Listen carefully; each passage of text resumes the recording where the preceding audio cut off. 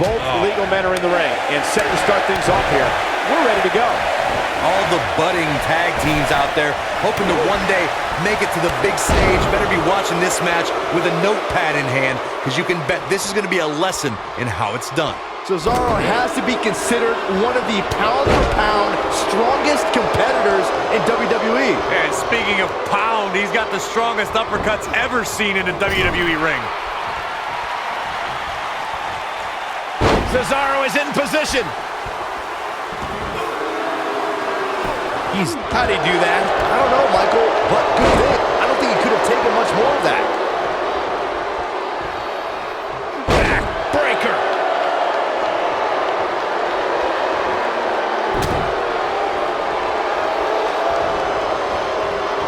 You gotta believe this one's over. Again, a tag is made. Here comes the double team. What do they have planned here? Oh, goodness! Beautiful technique.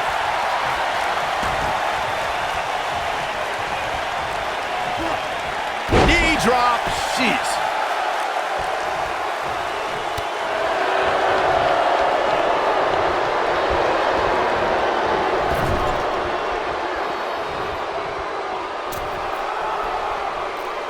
Oh, nasty impact.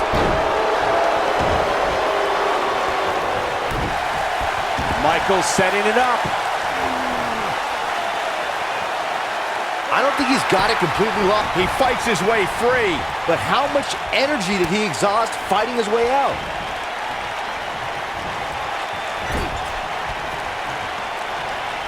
It's not looking good for Shawn Michaels here. Headed into this match, he and his partner look extremely confident. It's no secret that quick tags lead to success in the tag team division. And I'd say the quicker he can make that tag here, the better their chances of winning will be. This thing appears to be slipping away from him in a hurry, guys, and you can bet he And he tags his partner in. Momentum has certainly shifted here, Michael. Oh, my God. Oh, and a backbreaker. Right to the spine. Irish whip. Tag, and here comes his partner. And this is not going to be good for their opponent. Oh, this will damage your back. Cesaro not looking so great right now. Wow. This tag team match can get out of hand quickly if he doesn't mount an offense soon. It looks to me like he's really trying to carry this team on his back, which really isn't necessary considering he has a very capable partner he can tag in here. You seem more motivated than ever heading into this match, which makes me think he still has plenty of fight left in him.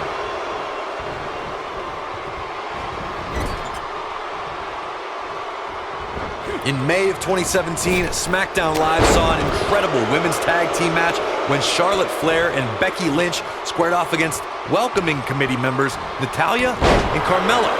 The rivalry between these women got so intense that Naomi was in Flair and Lynch's corner, and Tamina was in Natalya and Carmella's corner.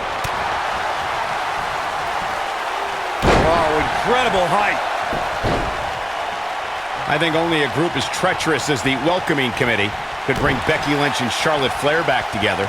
Natalya's power set the tone for the match and gave her team an advantage. That was until Carmella's overconfidence let the Irish last kicker turn the tide and get back into the match. And then it was elementary from there for the Irish-born superstar. Naomi did an excellent job of making sure any quote-unquote committee nonsense cost her girls the match. Once Becky Lynch got Carmella locked in the disarmor, there was nothing for the Staten Island Princess to do but to tap out. And it didn't take long for that to happen. Well, folks, watching Triple H here, you can't help but marvel at the career he's put together over the last few decades. He's the only man in the world who can be called the King of Kings, and it's not an exaggeration. And Byron, this takes a ton of strength to pull off, am I right? Oh, you are definitely right, Michael, but you also have to remember how much energy it drains to pull off. Michael brought up before that Triple H is called the King of Kings, but when I think about him, I think about the different stages of his career, from the blue blood to the degenerate to the game to the authority. The man's a chameleon. I learned a lot from the guy. He hired me as a wrestler, but his ability to change made me confident that I could make the jump from NXT's best wrestler to NXT's best announcer.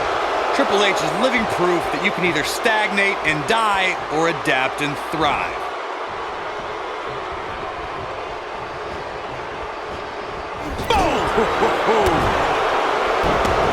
And that one grounds him. I didn't realize. Sheamus with the cover. He stops the count.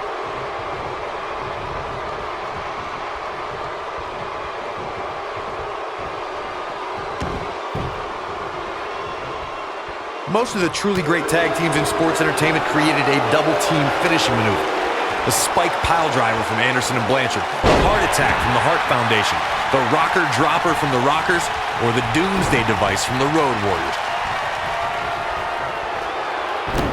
Irish curse. Not done yet. Again. How about one more?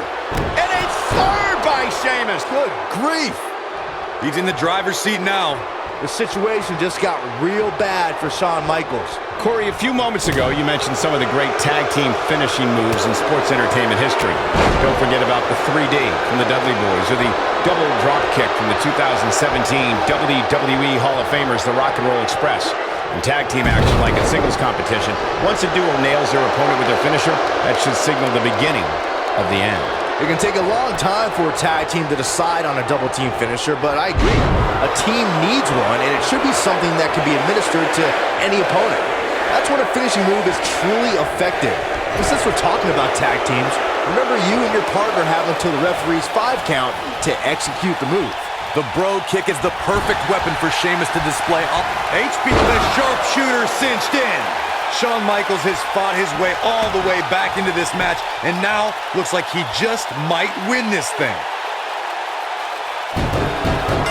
At 6'4" and weighing 267 pounds, the Celtic Warrior put... What a tag team display.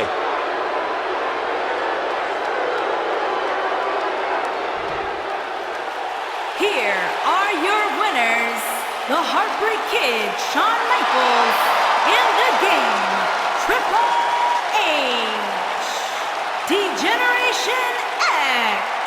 What an amazing match and a huge victory. Nicely done. What we just saw there was a doctorate class in tag team competition. They just took the game to a whole other level. What a great match we just saw here on Raw. Thank you to everybody at home for choosing to spend part of your Monday night with us.